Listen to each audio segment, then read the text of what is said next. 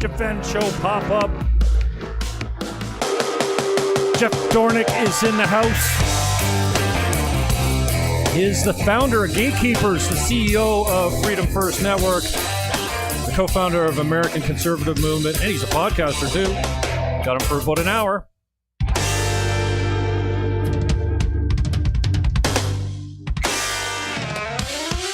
Share it around so we can get some pub here. Thanks for your time, my brother. We got your page up right now. Here's Jeff Dornik, at Jeff the GK, and then here's GateKeepers. You can find them here, and Freedom First Network. This is all on Twitter, obviously, as you're looking at it here, and the American Conservative Movement. Brother, thanks for your time. I've been chasing you for a while. I know you're really busy, so thanks for doing this. How you doing, man? I'm doing good. I mean, the thing is, I'm kind of surprised because the last, let's say, 3 weeks, I've been doing like 2 to 3, sometimes 4 shows a day. I don't know how I still have a voice at this point, but it's fun. Cool.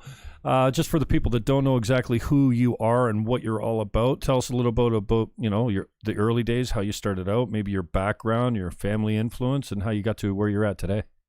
Yeah, so really, it's kind of an interesting story for me in how I got started in all of this podcasting and that sort of thing. It all goes back to a theological debate that I had within Christianity about 2.5, 3 years ago.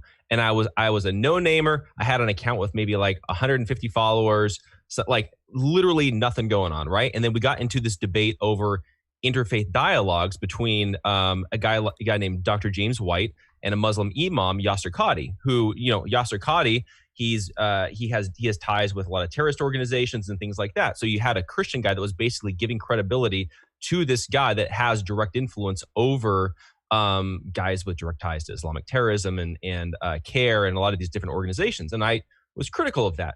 Well, this whole Twitter debate blew up. And then all of a sudden I started getting followers because I wasn't backing down from this, very prominent apologetics guy named James White. And all of a sudden I started getting a following. And then my friend Brandon Howes, who runs Worldview Weekend, he asked me, hey, you want to have a show on my network? I'm like, okay, sure. So I started out there. Then from there, I ended up branching out onto my own. And I'm like, hey, I'm going to have my own podcast. Instead of me just spouting off my own ideas, I'm going to start this show called Conversations with Jeff. Just going to have different people on, pick their brains, see what happens. Again, nothing. I thought it was just going to be a fun thing I was going to do every single week and have a show. Well, then all of a sudden, I start talking to people, meeting with people, networking just through interacting with people, podcasting, interviews, things like that.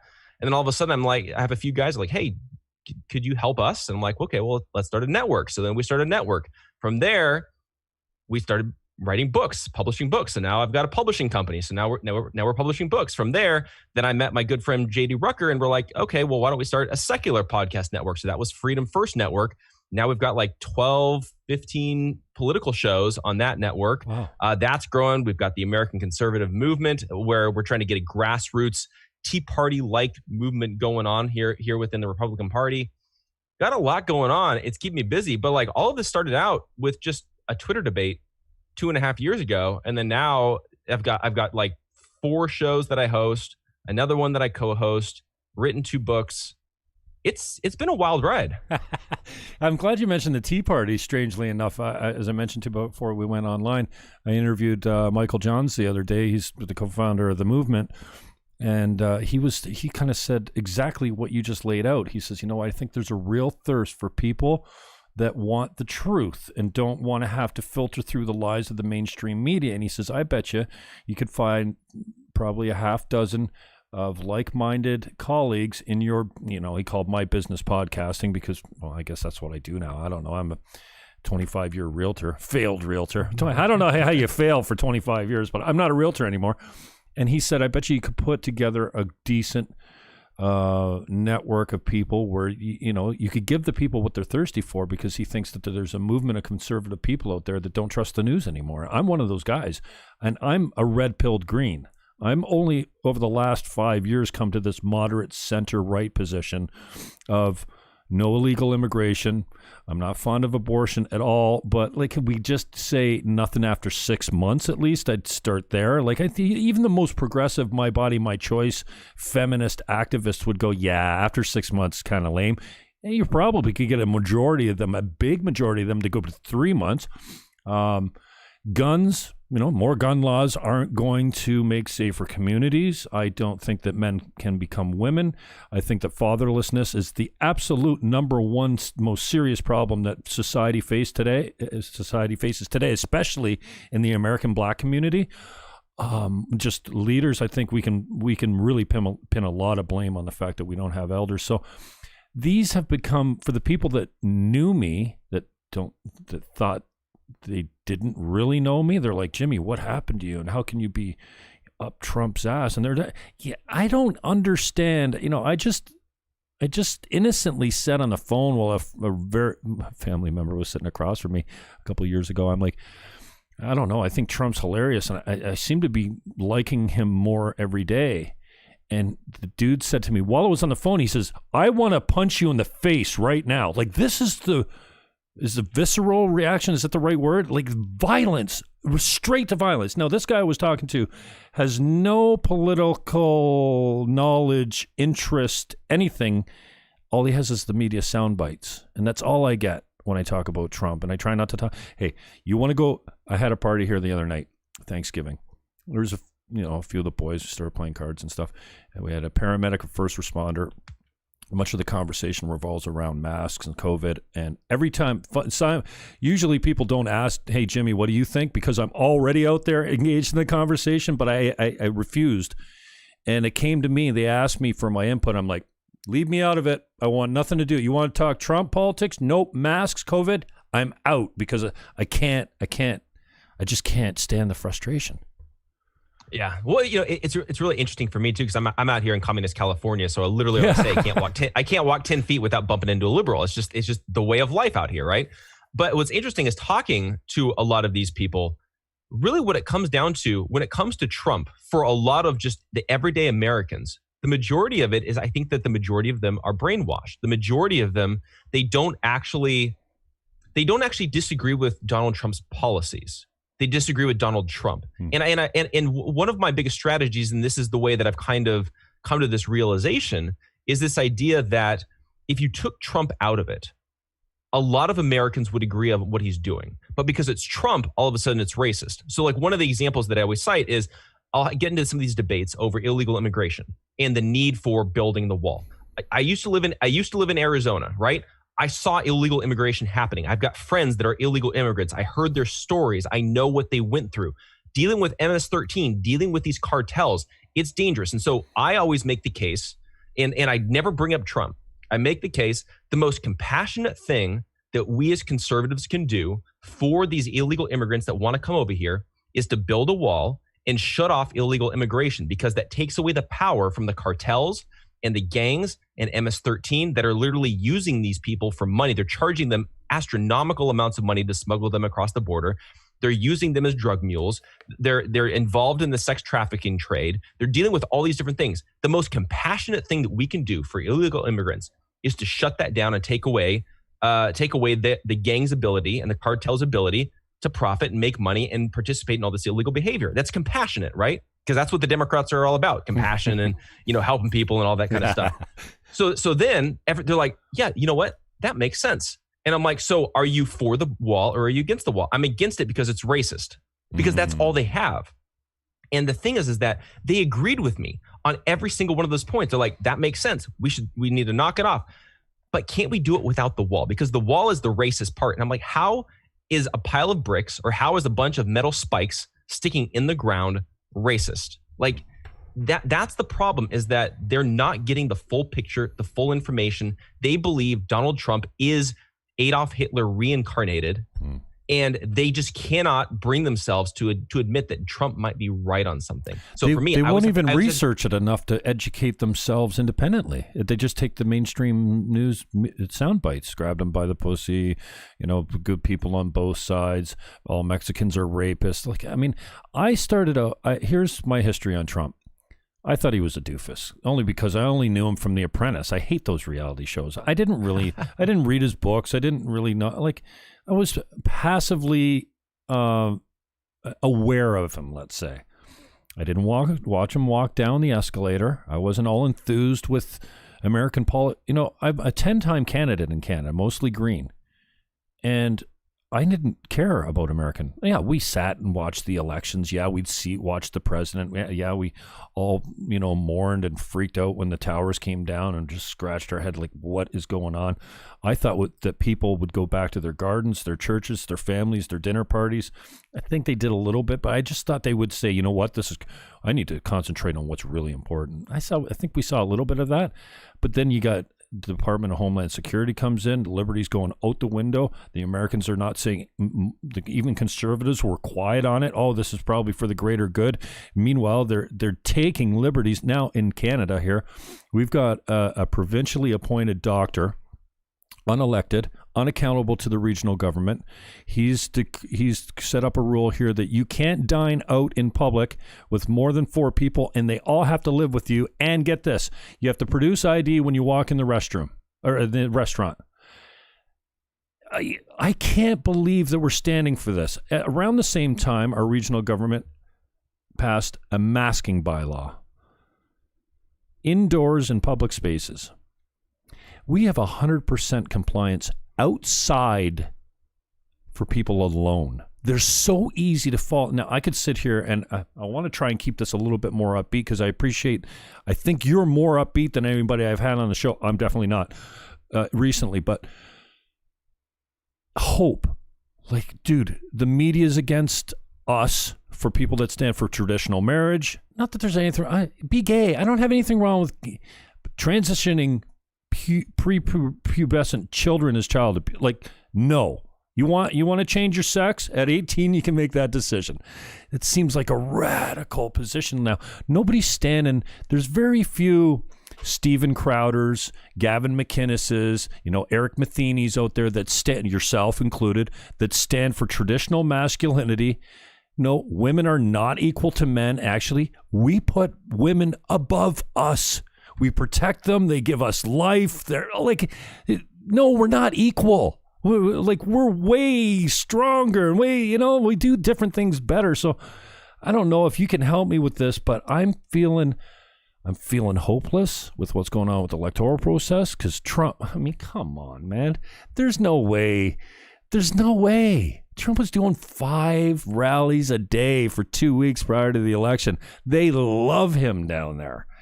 And to think that Biden got more votes than Hillary, and the anomalies in the swing states, the down balloting that didn't happen under Trump, all his guys underneath him got elected in that state, but he didn't. Like, it's just what the suitcases. Like, I'm getting to a point. I was so resigned and cynical. I'm blathering a little bit, but after I stayed up all night, I carried a lot of it live. The next day, I go, I'm out. I can't care anymore. I can't get emotional about this. I can't invest it. I'm out. I don't care. Joe Biden and AOC and Ilhan Omar can run that country into the ground. I don't care. I'm out. And then the more I interviewed, and especially when I was talking to Michael Johns the other day, I thought, yeah, I think I'm in denial. I think I'm still really invested in he's going to win. They're going to overturn it. I don't get how the states can change the way you elect the president.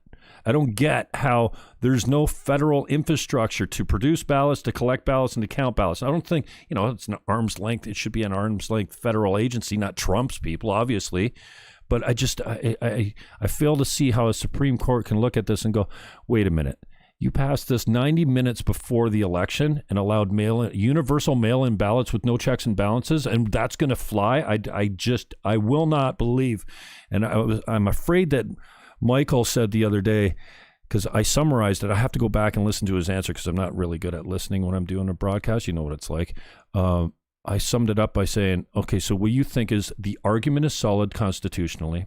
They've got all the evidence, and you think that the Supreme Court will lack the political courage to do anything?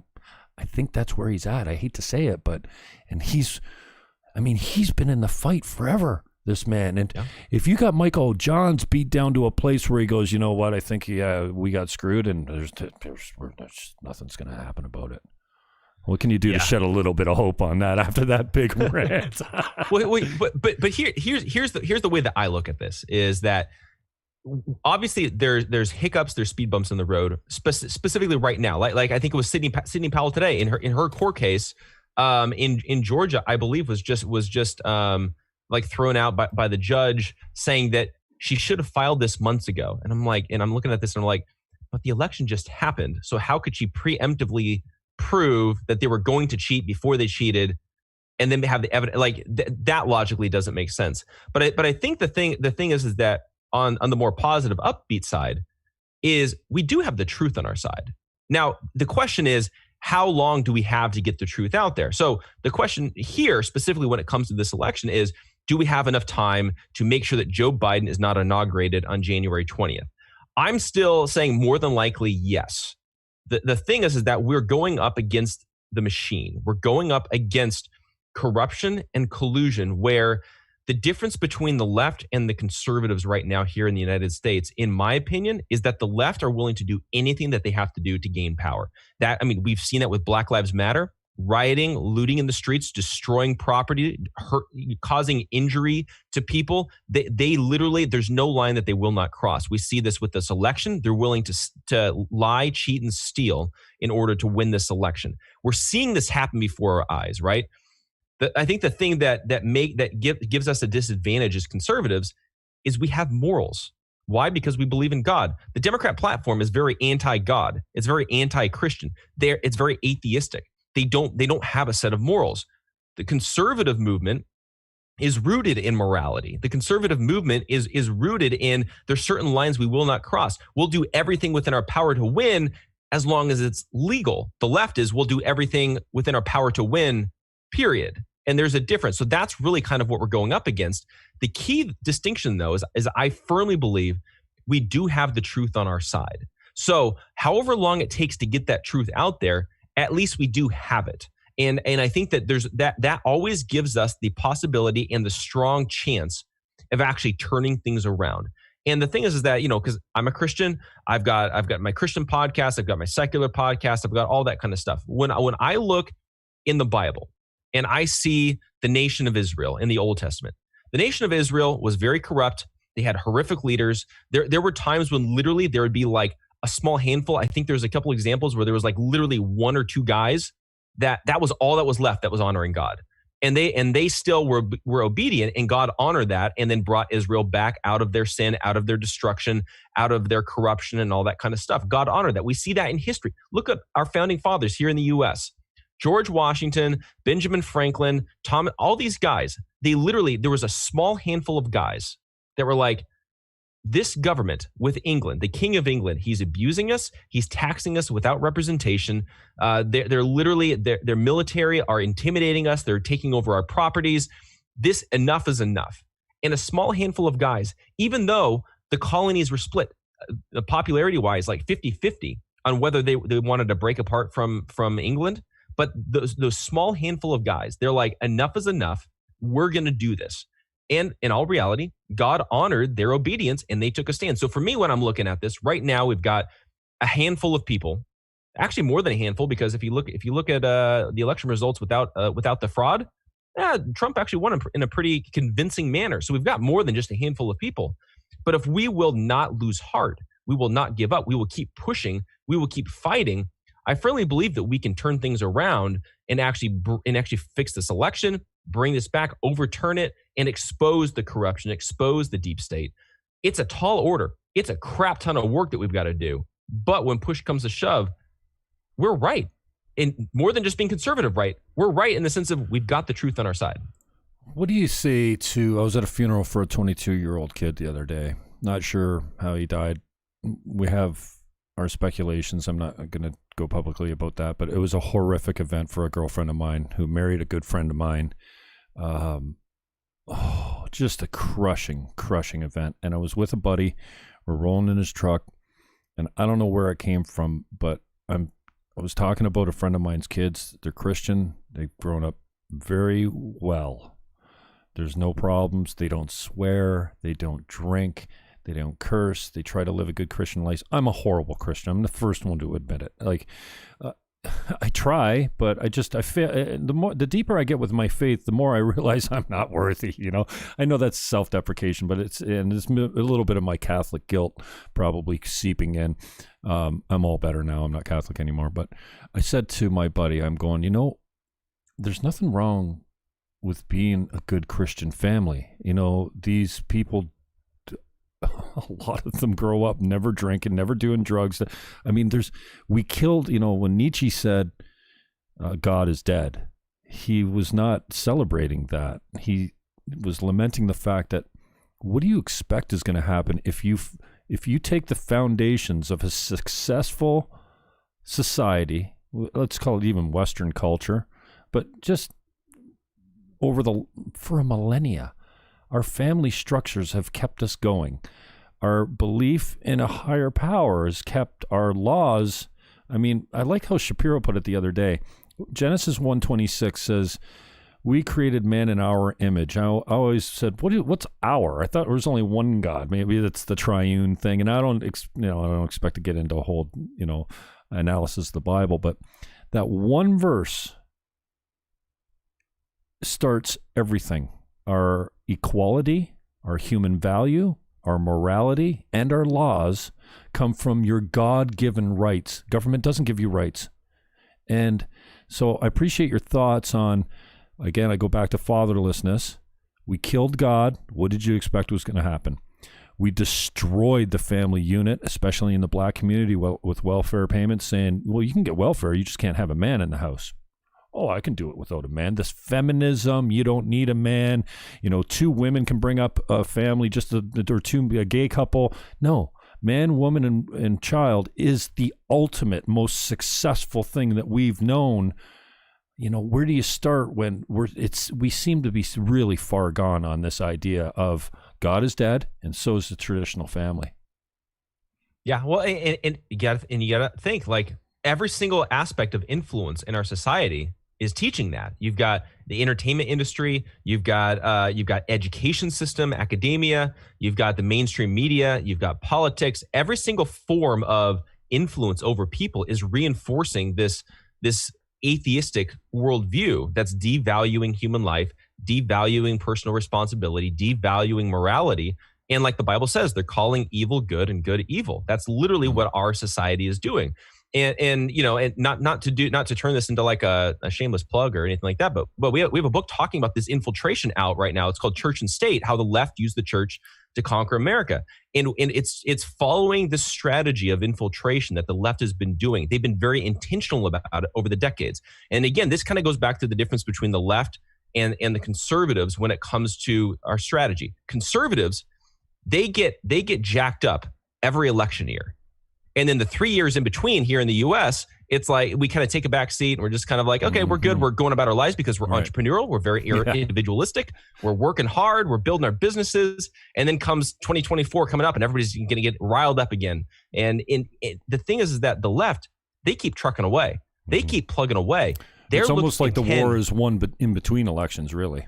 Exactly. They're looking 10, 30, 50 years down the road. Everything that's happening today has been in the works for like 40 years. Because none of this with what we're going through today with Black Lives Matter, the brainwashing of people, the censorship, social media, everything, all the groundwork was laid back in the 60s, 70s, 80s, 90s. The infiltration was coming. And then now all the conservatives are like, well, how the heck did we get here? Well, maybe we didn't put up the fight 20 years ago when we should have been. Maybe 2 years ago, we weren't willing to actually take a stand against this and we tolerated this. When Black Lives Matter came out, instead of pushing back with their ideology, we're like, okay, let's just not get involved because we don't want to offend anybody. We don't want to start a fight. We're going to be good Christians and just kind of take a step back. Well, maybe we should have fought back a little bit more ideologically and with the truth. And maybe we wouldn't be as crazy off the deep end as we are today. Jeff Dornik is my guest. Brother, I appreciate, I didn't know I'm a huge Eagles fan. Huge. Like, man, sometimes I think, I heard the opinion the other day, sports is just a distraction for good people to not pay attention to what's going on. I don't know what I do without music and sports. Yeah. I didn't know why Colin Kaepernick was kneeling on the sideline, and I think I was, passively supportive and ignorant at the same time. And then I started looking into, okay, what is this all about? Black Lives Matter. Okay, what's that all about? Okay, well, it's based on police violence. Okay, police violence is abhorrent. You cannot find anyone that sees a video of somebody being treated unfairly and violently beaten by cops, or anyone being bullied without any normal human being outraged. Doesn't matter who's the victim. And then I'm like, okay, wait a second. There's more white people that get shot by cops unarmed in the States. Double by the FBI stats. Wait, so it's not true. Okay, so Black Lives Matter is based on a lie? And then there were so many other concurrent false narratives that I was fighting at the time when the gender pay gap, it's bullshit. Women actually make more money before they go into having children. And then it drop off after, you can't have it. You need a univariate analysis of what they call it. Like, you just can't take one thing and go, okay, averages. And I think Obama started that. And then there's so many false narratives now. Men can become women. I'll call you Nancy from Nate if you want, and I'll treat you like a woman if you present as one, but you're not biologically. You can't change. And then this idea that what is it? I don't want to say tranny story hour. What is it? Well, they have the cross dressers, right? Whatever story hour for grade 3s. Mm-hmm. Don't indoctrinate my kids. I wonder how you fight against these false narratives that so many people buy into. It's like talking to somebody with TDS. Oh no, Trump's this because I heard it on MSNBC. And it's the same thing as, oh, well, yeah, black people, I go to war with these people all the time on Facebook. Well, that's because police are rampantly oppressing black people. No, they're not, actually. Black people commit more crimes. They resist arrest. Like George Floyd, we gave him a state funeral, a gold casket. I say we because I'm really I've got a lot of American friends and family. And I consider, I only just started saying that the USA is the greatest country in the world because I used to think Canada was. But now, if you misgender someone and you go before the Human Rights Tribunal and you get a judgment against you that awards a monetary payment and you don't pay it, you go to jail. And now I know that's extreme. It doesn't happen all the time, but it can happen. You can lose your kids if you don't take them for immediate transition. If they come to you at 3 or 4 years old and say, I don't want this, I want what she's got. Can I get that instead? Like, how do you fight against the monopoly of media, big tech, that perpetually censors conservative facts and free thinking, and then propagates lies all the time? They burn cities to the ground because this fentanyl addict, this man that held a gun to a pregnant woman's belly, pistol whipped her, and then robbed her. What? George Floyd was a 6-time felon. No offense. Maybe he shouldn't have, but he did say, I can't breathe 4 times before he got on the ground, and he resisted arrest for a full half an hour. He killed himself. And then he dropped, I think he ate all his fentanyl. Even the body cam sees that 5 milligram tab of fentanyl on his tongue. They're like, yeah, he overdosed. What do you think? Yeah, and again, that becomes the issue of, it's almost like we're living in 2 different realities between us and the left. It's a very strange thing talking to people that where they get their news from the mainstream media and they have no clue. Like, the majority of my liberal friends had no idea about Hunter Biden and his laptop. Yeah, right. Like, literally no clue. They're like, what does Joe Biden's son have to do with it? Like, what does his laptop have to do with anything? Maybe you guys should do.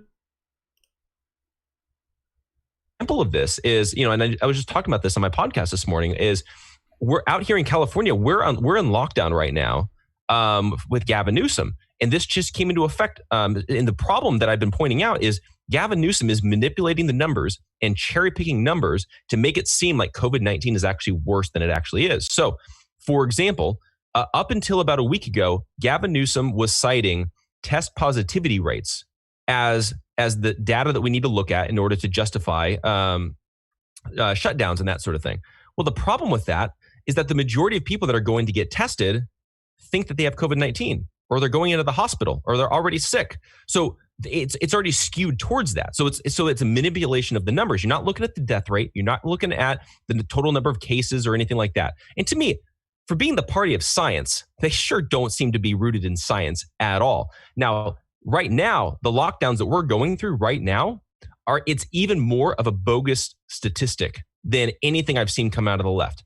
So what he's looking at this time is he said that the capacity of ICU, so intensive care units in hospitals, cannot be above 85%, because he's making it seem as if that's an extremely high number. It's showing, look, COVID-19 is taking over emergency rooms. It's taking over our ICU units. There's no more beds. There's no more anything. We're all going to die unless we shut down, right? Well, the argument on that, if you run an ICU at a regular under 50%, they close the hospital. You're just not doing enough business. Right now in California, this time of year, do you know what the typical ICU capacity is? 15? Right. So right now, normally there would be 90% of beds would be used at this point in a normal year, okay, pre-COVID-19. So normally there'd be about 10% of ICU beds available. Okay. Wow. Right now we have 15% of beds available. But Gavin Newsom, because most people don't know that, he's trying to make it seem like COVID-19 is rampant. We've got more people in hospitals, more people dying, more people, all this kind of stuff. And you're like, actually, the ICU numbers are less than normal. It's better now than it was pre-COVID-19, but you're shutting us down for doing better now than it used to be last year. We've got an interactive site on StatsCan. It's called Weekly Death Count. Anyone can go to it. We're at a 6-year, and it's only been up, only the data's on it's been 6 years. We're at an like a 6-year low for deaths, and we're drastically under that. And the world meters, I like to use world meters because a lot of the other media types use it, and it's really a functional worldmeters.info, I think it is. I looked in Canadian stats the other day, and I'm not a stats guy. I'm the first to tell you the analysis of it is not very deep, so I take the very shallow surface look at it. In April, we were averaging under, but let's just round it off to 2,000 new, well, I shouldn't call them cases because I think they're positive tests. And there is a difference. I put this on my wall the other day and I got crucified. Positive tests do not equal cases. We don't know if the asymptomatic are spreading. We don't know if the vaccine's going to stop you from spreading. We don't know if children spread. There's a lot we don't know about this. So this whole idea, Trump failed and we would have done this, you can't get the left to tell you anything they would have done that Trump didn't do because, well, he did closed the borders to Europe. I couldn't believe I was broadcasting live. My chin hit the floor when he said that. And so on the world meters, in April, we had 2,000 cases per day. Right now in Canada, we've got 6,000. In the April death count, if you slide down, it's 3 graphs down. You look at the daily deaths. We were at 200 in April. We're at 50 now. We're at 100. We're at 100. We're half the deaths, 3 times the infections. Like, you don't need to be a rocket surgeon. I say that with humor. A rocket surgeon to figure out, like, holy shit, we're doing a lot better. And this is what drives me about the left. The left used to stand for anti-war, used to stand for weed smoking, hippies, music, peace and love, tolerance, everyone. But, that's not your left anymore. And we've gotten so far from it. Just once, I want Ilhan Omar or AOC or Rashida Tlaib or whoever to say, I love America. These people loathe their own country. And can we just stop for a second and go, you know what? We're more tolerant than we've ever been. We're less racist than we've ever been. Yes, does racism happen? Yeah, on the fringes. Everyone hates it.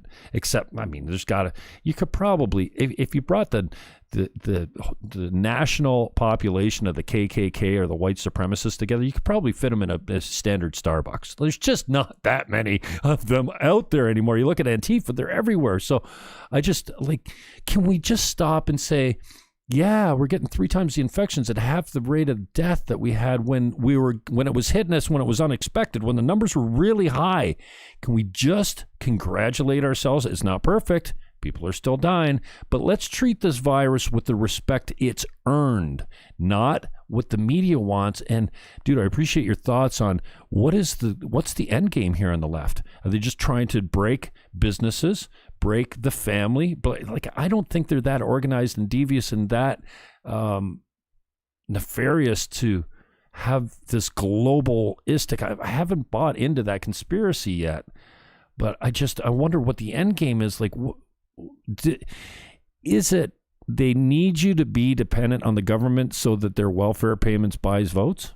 I don't know. Well, okay. So here's the thing. When you look at every single one of the things that the Democrats have been doing, right? Every single thing. Who does it benefit?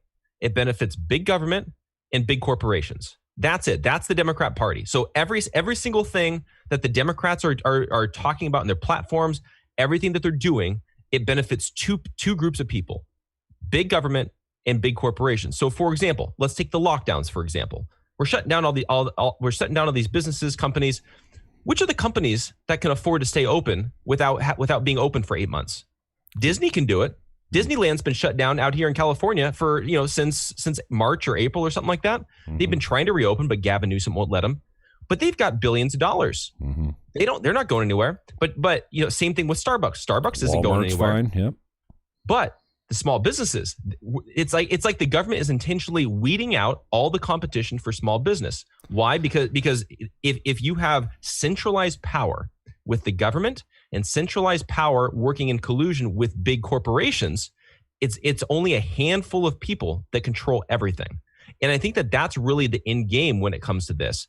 Is we're seeing all the small businesses are getting pushed out. Small government people are getting pushed out. We're getting censored. We're getting kicked off of platforms. I think it's this centralization of power when it comes to, think about it. You could have Mark Zuckerberg and Jack Dorsey. Right now, they're pushing for legislation to actually regulate the social media industry. Why are they pushing for regulation? Is it because they want to be restricted themselves?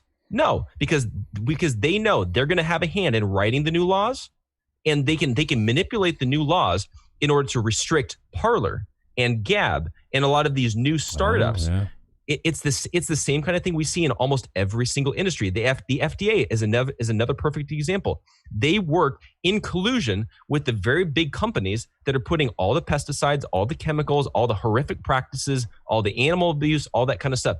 They're the ones that are setting the rules for the FDA on how farmers are supposed to be. It's making it more difficult on the small farmer. It's making it easier for the big farmer to actually raise plants and raise animals and raise cows and slaughter and all that kind of stuff. It's a corrupt system right now, but it's centralizing the power. I think that's the end game with all of this, is getting the power to where it's only a handful of people working in collusion with each other, and they're weeding out all the rest of us.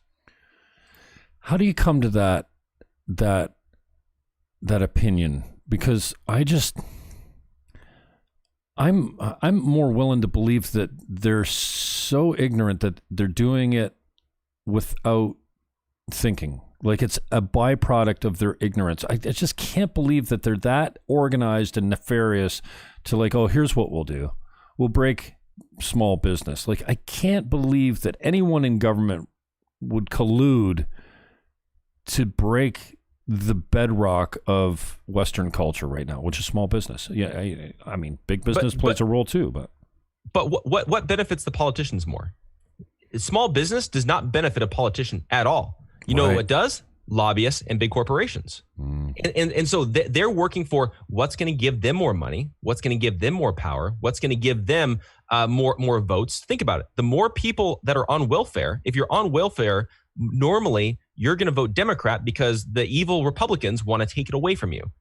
It's this way of really keeping control, and if you can get it to where people have to get a job either for the government or for a big corporation, now all of a sudden they can the majority of people that are working for big corporations are making minimum wage. They got to rely on the government anyway for a lot more welfare and a lot more handouts and things like that. But then also too, the big corporations like the Walmarts, the Targets, the McDonald's, the Starbucks, Disney's, whatever it is, they're funneling money to the government officials, funding their campaigns, getting them reelected. It's this vicious cycle.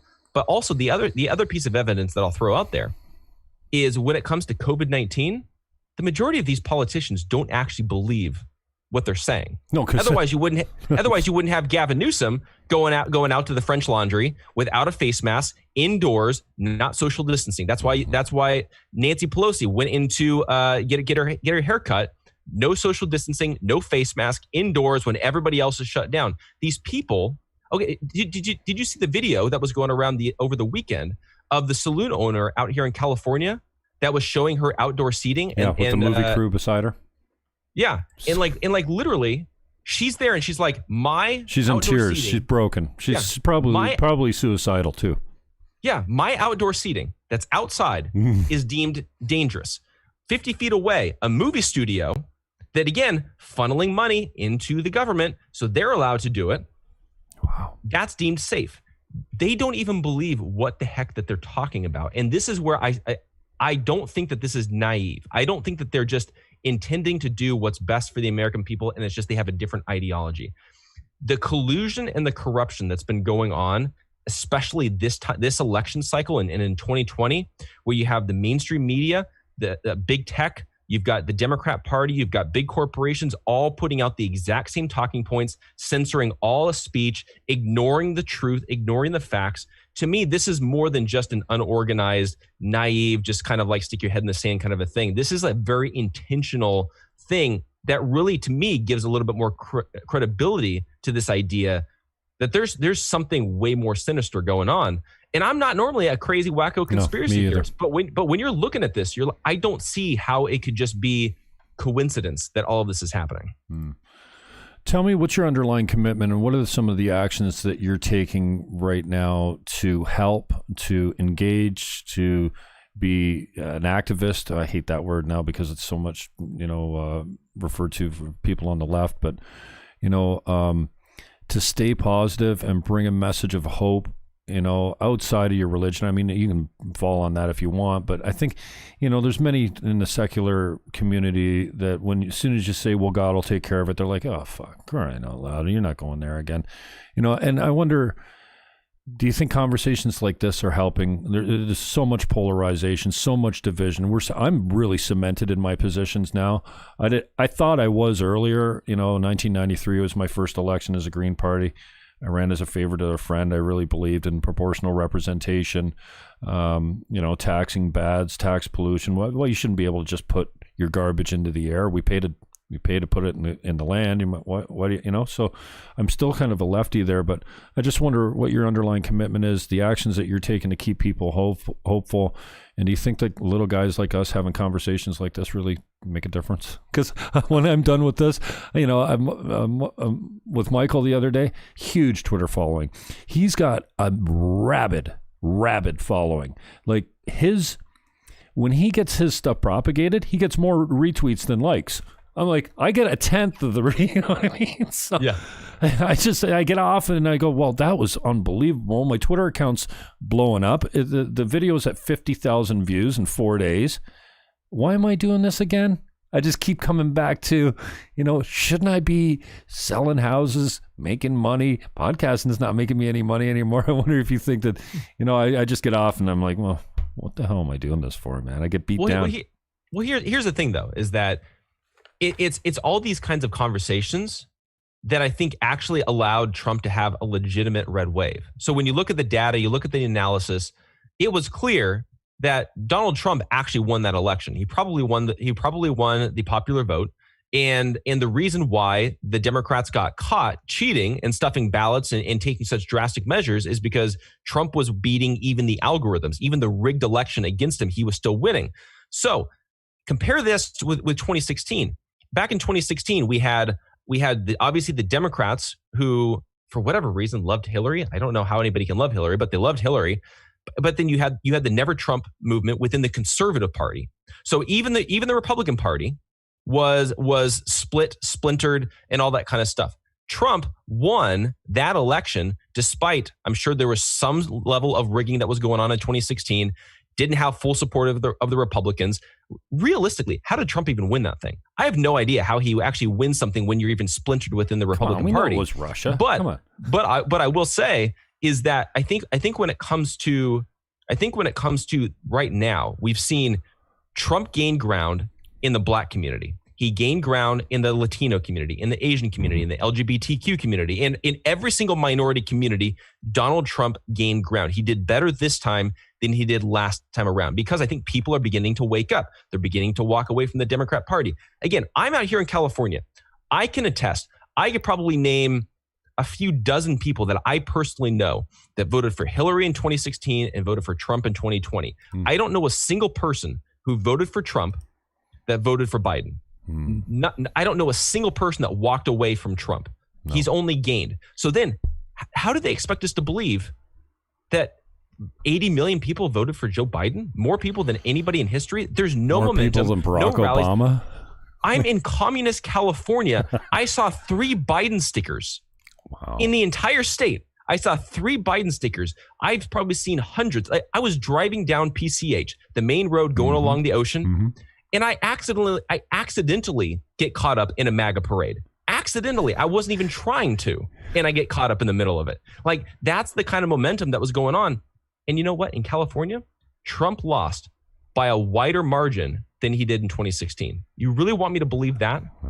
I don't think so. So to bring it full circle. Okay. These kinds of conversations are vitally important because it's these kinds of conversations that woke people up.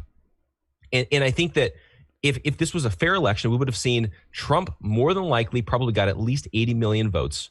Joe Biden probably got, from a lot of the data and statistics that I'm looking at, probably more in the 60 million range. This was a landslide for Trump. The numbers right now don't reflect it because they cheated. But this is still proof that these conversations work because they woke people up. It was the intellectual dark web that really kind of got a lot of that started, where they were having interactions with each other, discussions, conversations. They were willing to actually deal with it. And then it's kind of branched off. We got podcasters everywhere. I can tell you for a fact, I know of several people who simply woke up because they were listening to podcasts and compared, well, this is what they're saying. This is what CNN is telling me. I'm going to go research it myself. Crap, CNN, they don't know what they're talking about. I can tell you so many people that woke up because of this very kind of a thing. So from my perspective, I look at it like it works. Now, it doesn't stop people from cheating. Cheating sucks. But in changing minds, this kind of stuff actually works. Well, the hypocrisy of the left is something, strangely enough, it entertains me. You know, we all know Trump was elected by the Russians in 2016, so my mic was off when I tried to answer you there, but come on. But now, you know, when the Democrats, they had this false narrative of Russia, Ukraine, impeachment, all this stuff, and now this is the safest, most secure election we've ever had. And there's so many anomalies. I don't know if it points to, well, it looks now that there is widespread voter fraud. It looks like Dominion could be a corrupt company. I think that all deserves to be looked at, but I don't know how you need to bring one shred of evidence other than the Constitution to the Supreme Court and go, listen, all these states that passed mail-in ballots before the election, you're done. You can't include them. Forget it. I don't know what you do after that. You know, if you send it to Congress to elect the president from the House, God, please. You know, I told you I'm detached. I don't care. I was in denial. I'm still very attached. I don't want to see the states run by these tyrannical psychopaths, for lack of a better word. It's just, it's not helping our kids or small businesses, anything. We see it already. Biden, he's been declared president-elect by the media. And already he's saying 100 days of masking. lockdowns. We've seen it all over the place. And Newsom, there's just no end to the hypocrisy. No, there's literally no end to it. And the thing that we're dealing with too is that, again, for being the party of science, face masks, from everything that I've been reading, face masks actually make the transmission of it worse because it's splitting apart the droplets in the condensation in your breath and making them lighter, floating in the air longer. And so that's why you have states like California where the cases are skyrocketing even though everybody's wearing masks. It's because it's splitting apart the air droplets. They're staying in the air longer, thus making it more contagious. The very face masks that are supposed to be protecting us are making it worse. So that's problem number one. But I think the other side of it too is when you look at like a Joe Biden, you look at the Democrats, you look at their end game. This is why I think that they're not even giving any credibility to any of these recounts or checking or auditing or whatever it is, because they know that they would get caught, right? That's why all of these lefty judges are shutting it down left and right, is because they know that they'll get caught. To me, if I was an honest candidate, do the audit, match the signatures, go for it. I won. Look, you're not going to disprove anything. But the thing is, when you look at Dominion and you look at Smartmatic, Dominion. Not to throw your country into the bus, but Dominion's a Canadian company. It's a okay. They have an office in Canada. We don't actually know where they're from. Well, supposedly they were founded outside of the United States. Okay. And then in 2018, they only became an American country in 2018, or American company in 2018 when they were bought by an investment firm, right? Okay. And so in 2018 they started saying we're an American company. That's disingenuous because you weren't in all the years that you've been working before 2018. So there's problem number one, right? And who's their neighbors at the building that they house in Toronto? Is it Soros or somebody like that? It's Soros, which I'll get to Soros here in a second. But then you've got Smartmatic, right? Smartmatic also involved in all this kind of stuff, the software, all that. My good friend Bobby Lopez on his podcast, The Big Brown Gadfly, he was interviewing a whistleblower from the Philippines where they use Smartmatic technology to rig their elections, right? He was saying in the middle of the night when they were counting votes, the actor candidate, the celebrity candidate that was running was up by like 700,000 votes or something like that. The power goes out in the middle of the night for 2 hours. Just like the broken pipe. Yeah. It comes back on. The establishment candidate's up by 500,000 votes during a power outage, right? It happened there. And the political candidate who ended up benefiting from it ultimately ended up getting arrested for corruption. Of course. It's the same companies doing the very same strategies happening here with the pipes bursting up in Michigan. They stopped counting in the middle of the night for no apparent reason, and then there's 140,000 votes that drop in the middle of the night, 100% for Joe Biden, when they were not supposed to be counting at all anyways. Well, here's the other interesting tie too, and this brings it back to the whole religious aspect, because again, I deal with both the Christian stuff and then also the political stuff.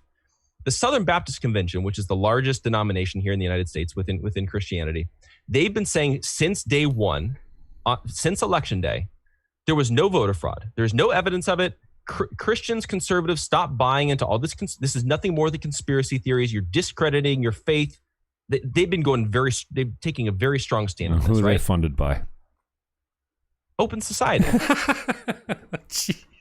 Now, this is fact, though. This isn't just speculation, right? Like this is all on paper somewhere. You can go look on the Open Society website, and they talk about funding the Southern Baptist Convention, right? Okay, so here's the thing. Did you see George Soros tweet the other day? No. Okay, so George Soros announces that one of their board members, that they're promoting him from being a board member to now being the president of Open Society. This guy is the chairman of Smartmatic. Oh, gosh. The chairman of Smartmatic is now the president of Open Society, which is George Soros Foundation. Now, here's the thing. Bring this full circle back to the Southern Baptist Convention, the largest denomination in the United States that's supposedly conservative, but they're condemning conservatives for doing this. They're literally getting funded by the company that rigged the election. Is that not corruption? At the highest level, and so many just want to say, fake news. Like the media is not touching any of this. And I really thank God for Trump. I know my friends don't want to hear that, but he personally turned me on to American politics. I'm a political addict, but I was so concerned with my municipal, my regional, then provincial, and then federal. usually I spent most of my time federal. Then I got really engaged locally because, well, that's where you can make the biggest changes mostly, right? I've never been elected. But Trump, I think I got turned on to Trump because, again, I was on this false narrative thing. I did a huge deep dive into Jordan Peterson, all his work. I've consumed every video he's done multiple times. I just find the psychology fascinating, the human mind and history. Jeez, he's so brilliant. We've missed him so much. He looks like he's coming back from the benzos. I see he's doing podcasts with his daughter there and whatnot. But I was not a Trump fan. The only deal I made with myself and probably my creator was, I'm not going to hate this man. I'm not going to generate any new hate because I have enough of it. I have a hard time placing it where I think it could be used in a good way. Like, I mean, hating pedophiles isn't a bad thing, you know? Last I checked. Yeah. But I wasn't going to generate any new hate for him because I was so consumed with Stephen Harper, who was our last conservative leader in Canada. And as a lefty, he was burning up the libraries and the books, and it's just, he was really anti-environment. And as a lefty, I was really glad to see him go. I ran in that election. Trudeau was elected. Again, I knew Trudeau was a bag of hammers. Like, he's not the brightest guy in the world, but he's bright enough to put smart people that know how to get him elected around him. He knew how to ride his father's coattails on his name. So he's just, when you speak to him as a human being, he can't carry an intellectual conversation other than the scripts. And he's really good with the scripts now. So it comes off like knowledge because you've got the memorized scripts. But I gave him a chance. I was hopeful. I'm like, he came down with his gender parity cabinet. I'm like, oh, it's a new day. It's a new day. Same thing with Trump. I didn't hate him right off the bat, even though I thought he was kind of a turkey, from The Apprentice. I didn't know who he was, but I'm just saying, no, I'm not going to hate on this guy. I just gave him room. And then he started to get me with his humor. His middle finger was up all the time to the establishment, which I'm like, thank God. We've never had a president that was more anti-establishment, more anti-political correctness, right up my alley, than when it started with the issues, immigration, guns, abortion. Boom. I was lining up with everything. And then now, like, my Twitter feeds, my Twitter says a reluctant Trump fan, because I didn't start out that way, but it started by defending his out of context statements because people are so brainwashed. And again, these are the same people that didn't know about the Biden laptop. They just watch enough or hear enough clips here and there, and it sets in, and it's truth. And then they never go looking for anything more than that. But that's the reason I got into it was all Trump. And I feel kind of embarrassed to say it, but I've become a huge fan. Yeah. Well, see, for me, I'm kind of the opposite. I say I'm a 3-term Trump guy. So actually, I was actually wanting him to run it back in 2012. Okay. And this was the one time I was kind of pissed off at Trump. I'm like, why would you not run in order to back Mitt Romney? I mean, that one just didn't make made no sense to me at all with that.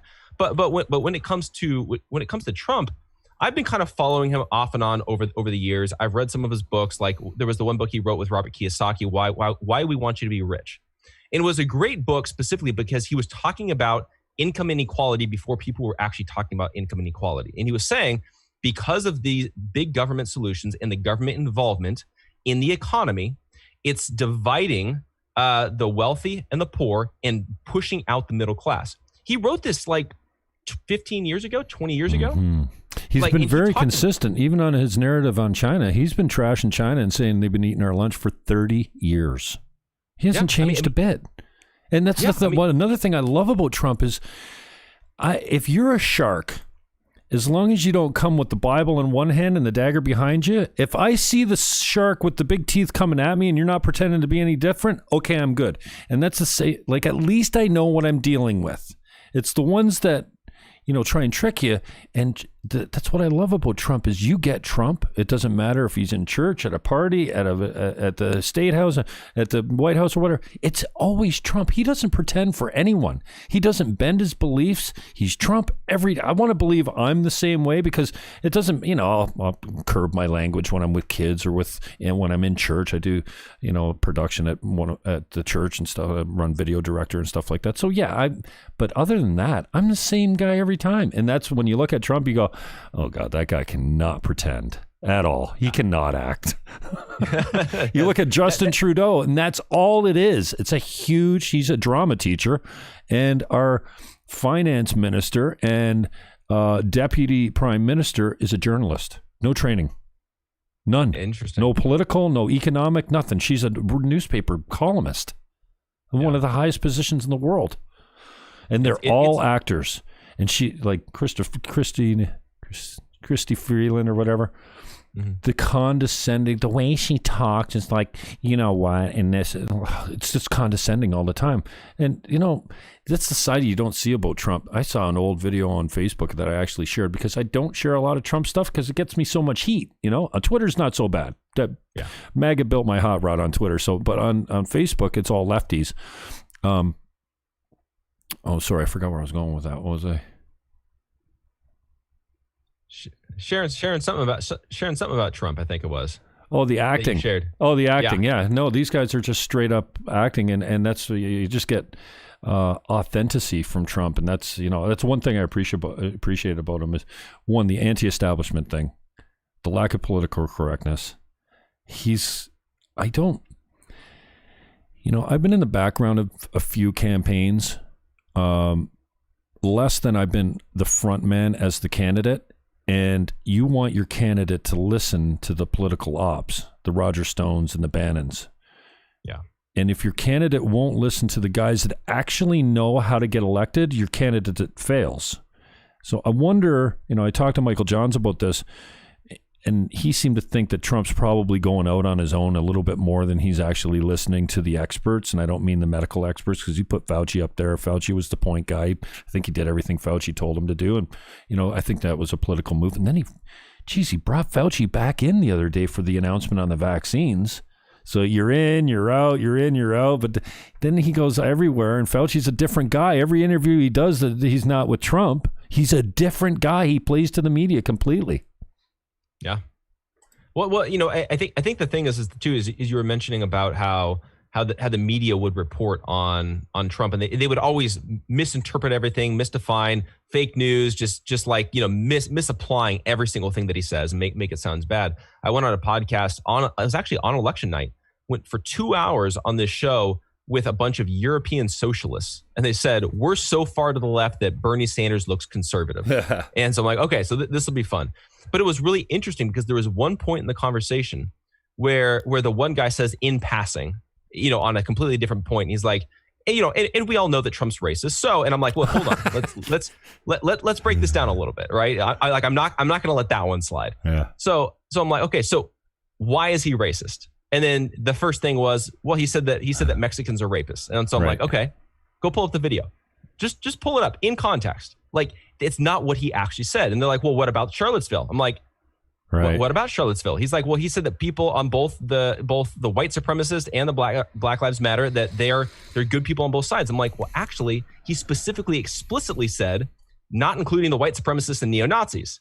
But you guys don't know that because you're only looking at things taken out of context. And he was specifically talking about the people that were having a debate about taking down the statues, not the actual rioters in the street. Exactly. And so I literally went like thing by thing by thing. And then eventually it just turned to, yeah, but he's still racist. And it's like, this is the kind of brainwashing that the media has put everybody through, is that there's this almost subliminal messaging that's going on, where every single time they talk about Trump, it's always in the light that because he's racist, he did X, Y, and Z.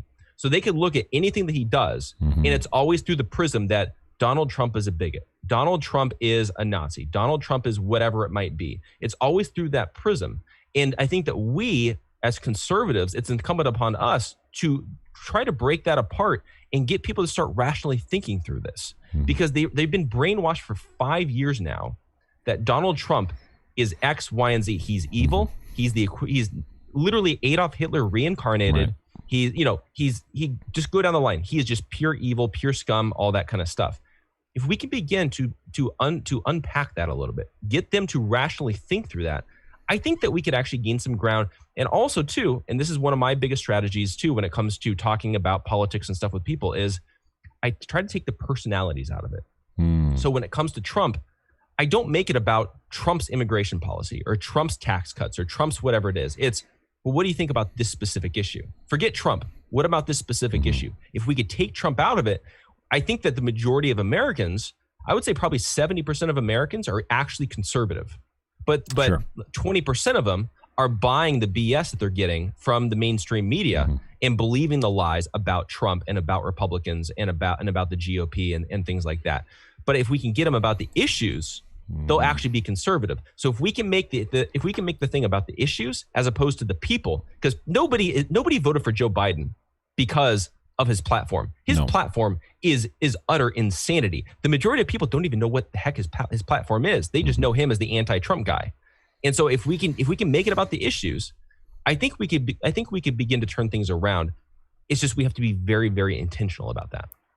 I like the word intentional, and I like how you subscribe to the same type of idea. I think it's a really effective debating strategy. It's not even debating, but having a conversation, especially when you disagree with the person that you're sitting across from, is okay, we're out here, we're separated, we're apart, there's a deep divide.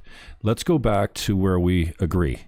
Okay, so we back the argument up down to, it's kind of like, it doesn't matter whether it's abortion. Okay, so and then why are we splitting apart here? And I think that's an effective strategy, and I'm coming back to this concept of conversations like these possibly being helpful.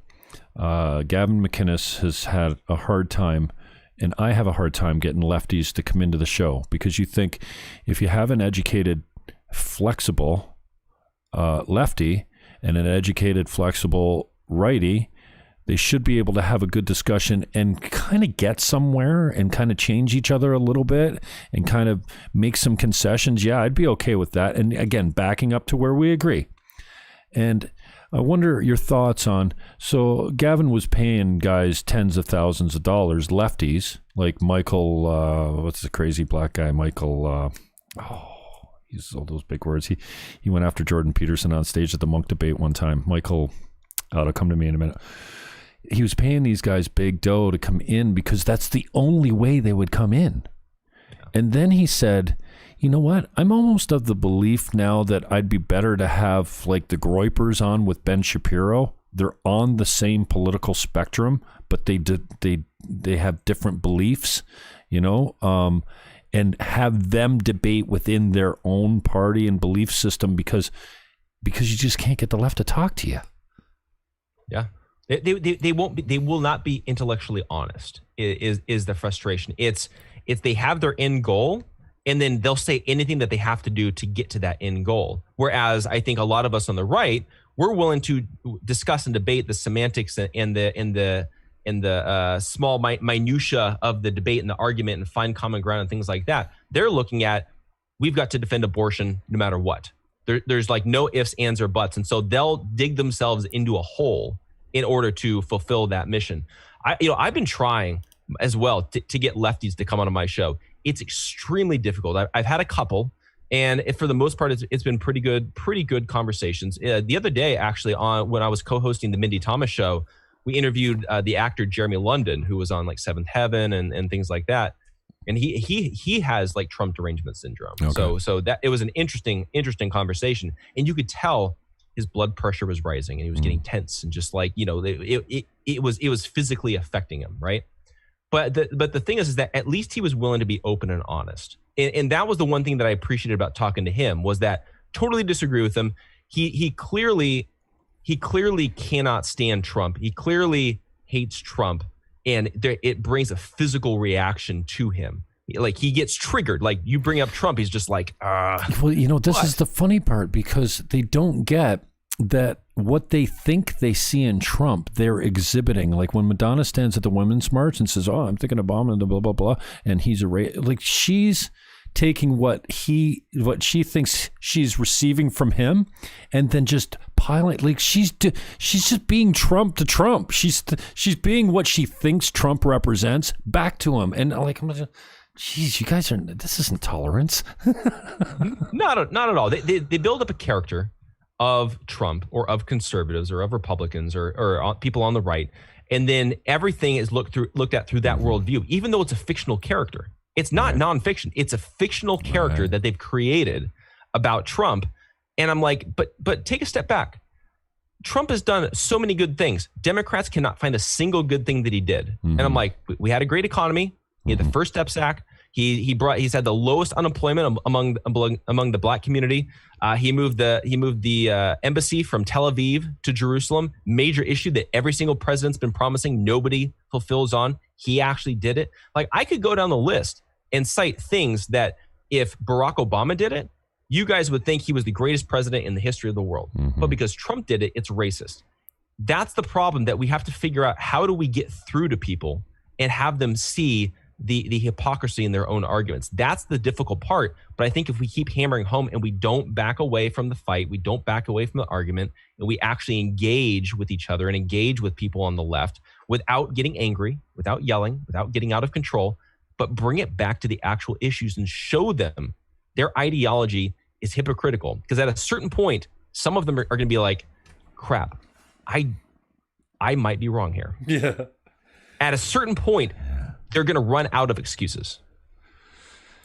Yeah, I want to stay on that thread. And we're running a little bit over here. You okay for time?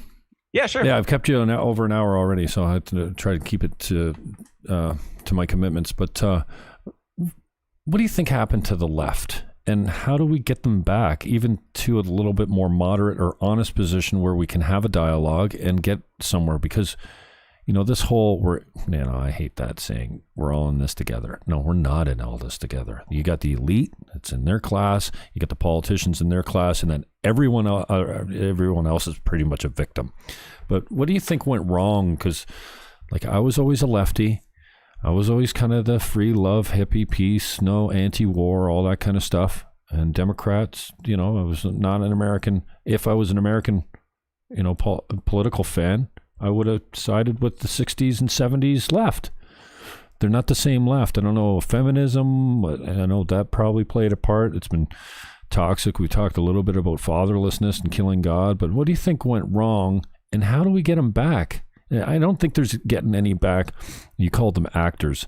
AOC is a perfect example of somebody that doesn't have any political experience, that was auditioned for the job, placed in the job, supported with lots of money, and she'll be there until she decides to quit, probably. She's not going to get thrown out of office because she's just, following's too big now. She's got too much money behind her. But I just wonder what your thoughts are on, for a guy like me that used to I still lean left, but none of the policies that are the most important to me, speech, immigration, guns, feminism, masculinity, God, I'm moderate right. But in this day, they are so radical far out to the left that a moderate center right guy looks like a radical now compared to these guys on the left. They're so far left. Yeah. Well, I think a lot of it comes back to their embracing of intersectionality. And it's really been dividing everybody. Victim culture, you mean? Yeah, victim culture, victimhood, and it's because basically what they're doing is they've been pitting Americans and just people in general against each other, depending on which group and classification they're a part of, right?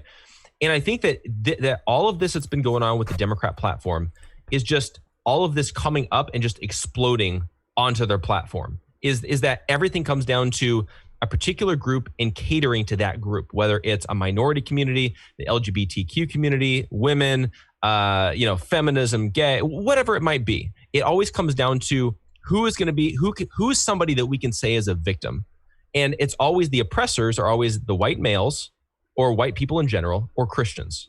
And so that pushes all of us to the Republican side. And then everybody else goes to the left because they're not a racist. I'm not a racist, so I can't identify with the white supremacists that are clearly on the conservative side, because they're the oppressors. I can't identify as that. That's why they all go to the left. everybody's being manipulated. And it's been going on for a while. It's been going on under Obama. It was going on even during the Bush days. We began to see some of this intersectionality kind of, hopping into the political sphere and things like that. But I think the last 4 years, it's just really exploded, because what they're trying to do is they're trying to pit the minorities and all of these individual little communities against Trump, because they're trying to get them to turn out, because I think that they realize we're beginning to lose. We've got to ramp it up a little bit. And now this ideology has gained such a strong hold in people's minds. We're almost at this point of such extreme polarization. I don't know how to overcome it, because again, we're looking at the world from two completely different worldviews. One is, like, for me, I'm looking at this. Conservatives are offering to the American people freedom and liberty and opportunity for everybody, no matter what your background is, no matter what your gender is, your race, however you started out in your life, you still have an opportunity. That's what we on the right are offering to everybody.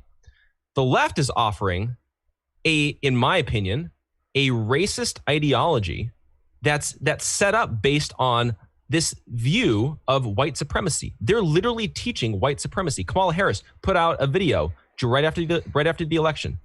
She literally said that black people are inferior to white people. That's why they need a handout in order to catch up. We're doing the same with women too. I'm so tired of hearing that women are victims and need our help. Jeez. We put them on a pedestal. We put them above men. They create life. They're not victims. Crying out loud.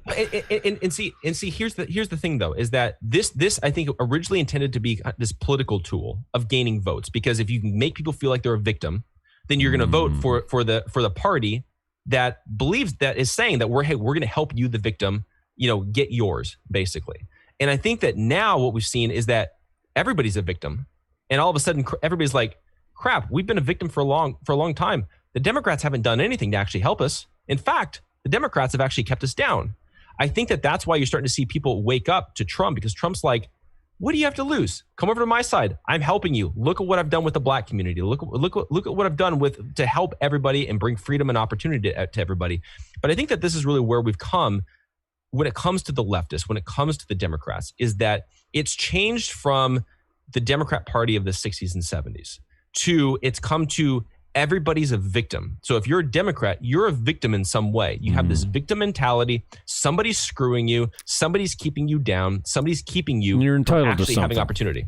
Exactly. And that I think is where we're at right now. Is it's basically people that are offering opportunity versus people offering victimhood. And then the American people can decide, do I want opportunity or do I want victimhood? I'm sorry. For me, I'll take opportunity. Freedom and liberty, man. I wonder if you're brave enough to make a prediction on what goes down with the Electoral College and this whole presidential stop the steal, whatever's going on down in the States. Do you think that the court will have the political courage and political will to take a stand and say on mail-in ballots or the constitutionality of changing the law or any of these irregularities that we've seen, or I think there's more smoking guns to come, but at this point with the information you have, what's your kind of take on what happens here? Does Biden get inaugurated or not? I would say more than likely Biden does not get inaugurated. For me, I'm looking at this. A lot of the courts are, shutting down lawsuits left and right. It's intentional. Again, the majority of these judges are, lefty and, things like that. I think if we can find a path to the Supreme Court, that's obviously good. But there's also multiple paths to actually getting Trump in office. It's not just through the court system. It could also be through the state legislators, and they come in and they vote to decertify their votes. They could reselect their electoral voters. So there's that side of thing, or they could just say, hey, we're not even going to send electors to the Electoral College because we don't know how our people voted. They could entirely do that. And then if it keeps either Trump or Biden from reaching 270 electoral votes, then from what I understand, it can actually go before the House and the Senate, in which the House would choose the president, the Senate would choose the vice president. And everybody's like, well, the Democrats control the House, right? So, they'd pick Joe Biden. Well, from what I understand, not every representative actually gets a vote. No. It's each individual state gets a vote. 1%. Yep, Trump has more states represented in the House of Representatives than the Democrats, so more than likely he'd get in. So Trump has multiple paths, as well as there's also the talk about, I think it's Matt Gaetz and Rand Paul are saying that they're going to contest it if it comes before them. And if you have one senator and one Republican that contest the results of the Electoral College, then the House and the Senate have to go back and renegotiate, and they could potentially have to do that vote, with the House choosing the president and the Senate choosing the vice president.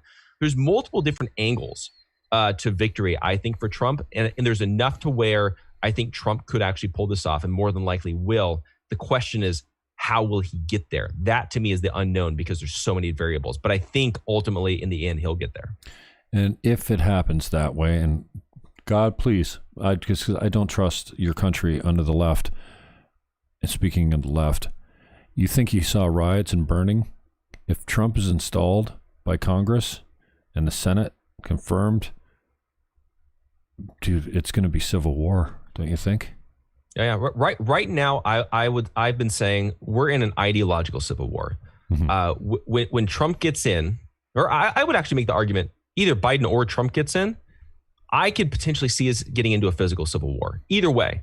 You think that the right will come out, even though historically they've really taken their losses well, not like the left. I mean, they tolerated 8 years of Obama. There was no riots in the streets then. Right. Well, the difference is I don't see riots coming out of the right. I don't see the same kind of battle. What I see is I could see in individual states, like let's say North and South Dakota, Montana, Tennessee, some of these more red states saying, we're not tolerating this. So either knock it off, federal government, or we're not going to recognize your authority. Or I could even see getting to a point where they're like, we're just going to ignore the commands from the federal government, and then that could start that civil war. The other side of it is that it could also be a civil war within the states, or within each state, in the sense of it's not states versus states, it's ideology versus ideology. It's the fighting in the streets. It's the rioting and the looting. If it's the rioting and looting, it would more likely come from the BLM, Antifa crowd, things like that. And then the right would then respond to defend our neighborhoods and our properties and our cities and things like that. But I don't see necessarily a pathway to peace and safety after this election. In my opinion, it's going to be a rough next 4 years. And this is what I've been saying about even Trump getting in. We need Trump to get in if we want to preserve our country. Because if Biden gets in, number one, 10 to 30 million illegal immigrants are going to no law and order. Right. But that's 10 to 30 million more votes for Democrats. They want to lower the voting age to 16. Republicans will never win again. Yeah, never again. They'll have complete control. At least with Trump, it'll still be difficult. There'll probably still be violence. There'll still be anarchy. There'll still be all this kind of stuff. But at least we have a shot to turn things around. We have time to work to reform the Republican Party, bring it back to true conservatism, and actually work on getting better candidates, better presidents, figure out what we're going to do after Trump. Because if Biden gets in, I don't know how we come back from that. I agree with you. Just on the way out, sorry we didn't spend enough time on this at all, but tell me about the book, your faith, how this all ties in, and how it guides your life. Yeah, definitely. So for me being a Christian as well, for the way that I look at everything, I look at everything from, on one side you've got the political realm, on another side you've got the spiritual realm, right? And I think that right now we're seeing that kind of like clash where they're both kind of imploding before our eyes. What's happening in the church is also happening in politics, and vice versa. I think that we're seeing this moral decay in our country right now, obviously with these anti-God ideologies and very progressive, very leftist belief systems that are rooted in denying the existence of God. And we're no better than animals. Thus, it's okay for me to do whatever the heck I want. There is no morality if there's no God. We're seeing that. And so for me, I take this approach of we can't just focus on politics, and we can't just focus on spirituality. It's got to be both at the same time. So that's why I've got my two organizations. So I've got the GateKeepers that focuses more on the Christian side of things. I've got Freedom First that's focusing on the political side of things. And so we actually just put out this book called Church and State: How the Left Used the Church to Conquer America. And it's our second book project that we put together. And I brought together a bunch of different contributing authors and guys like Pastor Greg Locke. We got Denise McAllister, who used to write for Daily Wire and Denise. The Federalist. She's been very generous with me coming on the show too. Great woman. Yeah, she's awesome. It's been and great. The book was great too. Well. I read it before she gave me an advance copy of it. Well, she's a great writer. Oh yeah, she's phenomenal.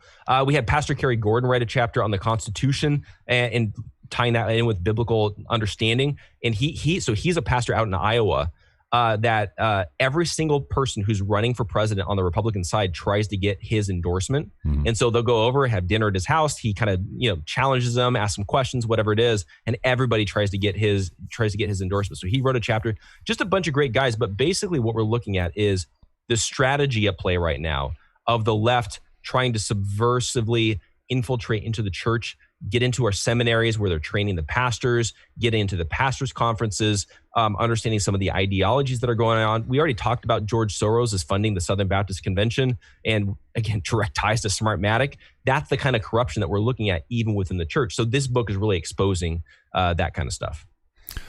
Cool, man. I appreciate your time. Thank you very much. It was very generous of you. Any other predictions you want to make on the way out? Any other sound bites you want to get me to promote later? No, I don't know. I mean, let's see. So number one. What's the most controversial thing you find yourself saying these days that you take so much heat for? Most controversial. I mean, all I got to say is Donald Trump's the greatest president ever, and that gets me crap. But I will say this. Saying the other day, positive tests are not cases. Yes, exactly. You racist. You hate old people. Exactly. Okay, so for me, predictions wise, I've got Gavin Newsom's going to be recalled probably next year down here in California. You got a recall mechanism in Cali? Yep. Yeah. So right now, and I just had on Mike Netter, who's heading up the recall movement. So during COVID, we're in lockdown right now, right? We're in lockdown. We need 1.2 million signatures in order to get him recalled. What's the percentage you need? I think we have to have. Was it 10% of the electorate compared to the previous? Yeah, something like that. Yeah. So he said that we need 1.2 million signatures. He has 800,000 right now. And he's like, that's without us being able to really go out because we're all on lockdown. We're not able to do anything. And we literally will put up a sign that says recall Gavin Newsom. He's like, usually when you do these recalls, you have to explain, well, here's what he did and here's why. He's like, all we do is put up a sign that says recall Gavin Newsom and people just come flocking and signing up. Especially now, they're saying that California is being red-pilled more than any other state going right now. Who said it? I think it was Bridget Fetisi the other day said they're snorting red pills in California now. Exactly. It's really turning. And so my prediction is that Gavin Newsom will be recalled probably next year. I'll predict that Trump will get into office at some way. I don't know how, but I predict he will because he legitimately won that election. Other predictions, I don't know really any other predictions except that the other side of it is that all of this COVID-19 stuff, if Joe Biden gets into office, they're ramping it up right now intentionally. So that way when Joe Biden gets in, about 2 to 3 months after he gets in, it'll all fade away. And then Joe Biden will be the miracle worker that saved the world. So I think that this is why they're artificially bumping up the numbers, getting us in lockdown, making it seem like it's worse now than ever. So that when Biden comes in, he's fixing all the mess that Trump created. Wow. Just on the way out, who are you? So you mentioned some people that wrote chapters in your book and stuff like that. Who are your friendlies as far as broadcasting go? Who you chummy with? Where are you getting your news and who are you collaborating with these days? Yeah, for sure. So for me, I don't necessarily. So I don't watch mainstream media. None. I don't watch anything on the right. I don't watch anything on the left. For me, I'm looking at, I look at the actual source. So I look at the press conference. I spent a couple hours reading Sidney Powell's actual lawsuits that she filed. Like, I don't want to see what I don't want to see what Tucker Carlson says about Sidney Powell's lawsuit. I want to see her actual lawsuit. So that's kind of my mentality. But it's been fun doing these shows where I'm interviewing people because I built really good relationships. So Michael Johns, awesome guy. I love talking to him, and we'll text and communicate and things like that. He's awesome. Been really supportive. I love Dr. Nan Hayworth. She's awesome. She was the first elected female doctor, I think, in the House of Representatives. I've had her on my show a couple of times. She's a wealth of knowledge. She's awesome. And then, honestly, I've had a lot of just really good luck talking to people like Joy Villa is awesome. Kaya Jones is awesome. Mindy Robinson is awesome out in Nevada. Jerry Wayne, the guy who challenged Joe Biden up in Michigan. And are you familiar with Jerry Wayne's story? No, not at all. Okay, so Jerry Wayne is a union worker up in Michigan. And Joe Biden came when he was campaigning, probably January or February or so. and he came to the actual plant where Jerry was working. And so Jerry came up and he confronted him on his attacks on the Second Amendment. Oh, so I think I saw that video. Yeah. Yeah. Joe Biden, what most people don't actually see in the video because the mainstream media clips it, Joe Biden challenged Jerry Wayne to a fight outside. He actually said, "Do you want to take this outside?" And he was stepping up on him and threatening him. And so Jerry and I have become good friends. I'm like, dude, do you really want to challenge a union worker like that? Come on. But Jerry's awesome. Again, it's been really cool doing these interview shows and just getting to meet people and talk to people. But the one person that I will say that's been doing a lot is my good friend Ken Peters. So he's a pastor. He actually founded the church at Planned Parenthood. And so what he actually does, instead of doing the Westboro Baptist route of yelling and screaming and protesting and that, he holds church services outside of Planned Parenthood. I heard you talking about that. Yeah. He's an awesome guy. So he's been doing that, really raising awareness and doing this in a more positive way as opposed to the negative protesting. He does a really good job with that. But he also just planted a church in Tennessee called Patriot Church. And he's like, most churches are afraid of talking about politics and talking about Christianity and faith and how we should be voting and who we should be supporting and the kind of laws we should be doing. He's like, we need more of it. So he actually created an American-loving Patriot Church in Tennessee. They got a barn and they painted an American flag along the side of it. It's like full on, but it's really awesome because he's taken a look at what does the Bible say about these issues that we're facing as a country. So Ken Peters is another up and comer that you're definitely got to keep an eye out for. Cool, man. I've got your contact information up here. I got you on Twitter. I got the GateKeepers right here. The people, it's being broadcast now. Freedom First Network, the American Conservative Movement. What other, you got websites or anything else? You got Patreon or anything like that where people can support you? So we don't have a Patreon, but on our website, so on my Christian website, gatekeepersonline.com, we actually have a membership program called Plugged In where people can actually pay like $10 a month. So it's very similar to like a Patreon. And then I do like an exclusive podcast for everybody. Nice. I get like 30% off of all resources in our bookstore, things like that. But then the main other thing would just be, if you guys want, check out our main two books we've got. We've got Social Injustice, which takes a look at the social justice movement. And then we've got this new book, Church and State, How the Left Used the Church to Conquer America. You can get those both at gatekeepersonline.com. Hey, and to promote, use code Jeff at checkout. You get 10% off. Awesome, brother. I love you. Keep up the good work. I really appreciate your generosity. You don't know me I've been really grateful for a lot of strangers just going, yeah, dude, I'll come on your show.